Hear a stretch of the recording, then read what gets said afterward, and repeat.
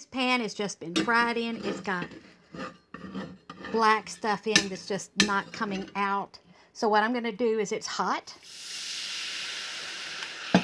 Sorry. And I pour water in it. And I scrape the bottom. And actually, I'm going to turn it back on high, because if it sticks too hard,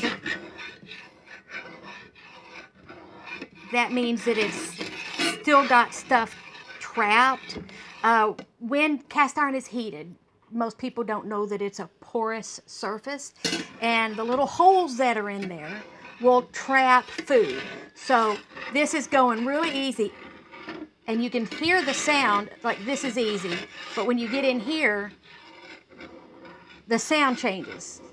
And that's a hot spot. I'm on a small burner, and that's a hot spot right in the center. So I'm going to scrape the edges. I'm going to pause this a second. Now I got this at the sink, and I'm just going to pour it off. You can see the nastiness all pour down, and it's still hot, and I've got hot water. And the object of the thing is I'm wanting the water to flow clear.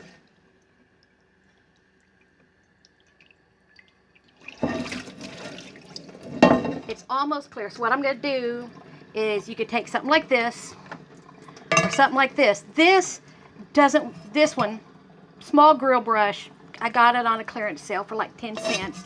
It gets the sides decently, and it will only get within a ½ inch. And you can either do that,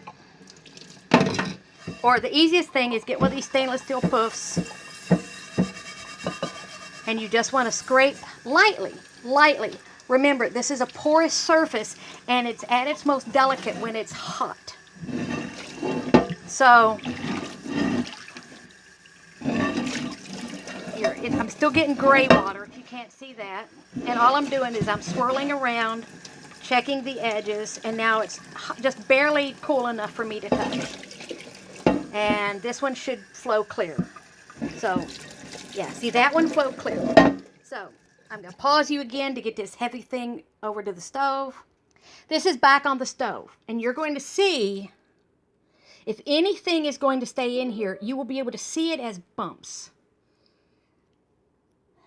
So this is slowly clearing, and I want you all to watch this process, because as you see over here, you're seeing a little bit, you're just seeing a clear surface. The brown doesn't hurt because it's not actually anything on the surface.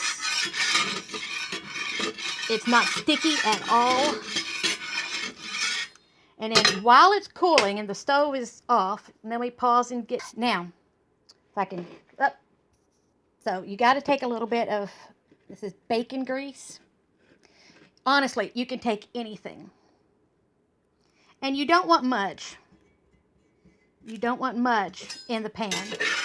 Because what we're going to do, if you leave a big heap of oil in the bottom of the pan, sorry, I keep swaying side to side. If you leave a whole bunch of oil in the bottom of the pan, it will basically turn to glue. So you're going to not only have to wash it before the next time you use it. Now, if you see the few little dry spots, I'm going to get those.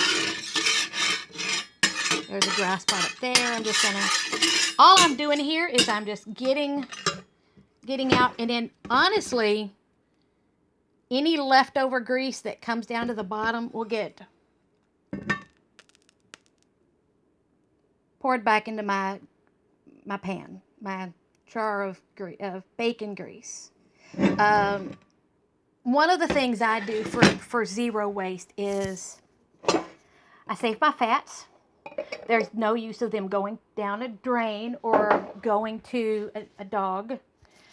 This is just what I do. Now that will sit there and it will cool off. You want it to make sure that all the heat is off of. And you see there's a ripple right down here.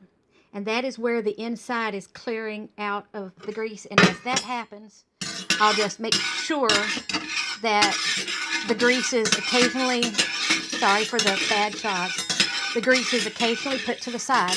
And that is a perfectly good pan that's fully greased and can be put into storage, which is my oven, or when I'm cooking, the top of the stove. Alrighty, that should help some people on the proper way, or at least the way I was taught, and my mother was taught by my father's mother. My mother was northern. She didn't know that much about cast iron. So my father's mother had to teach my mother this way, and this is the way I learned back in the early 70s, actually. So, alrighty, hope this helps you. Goodbye.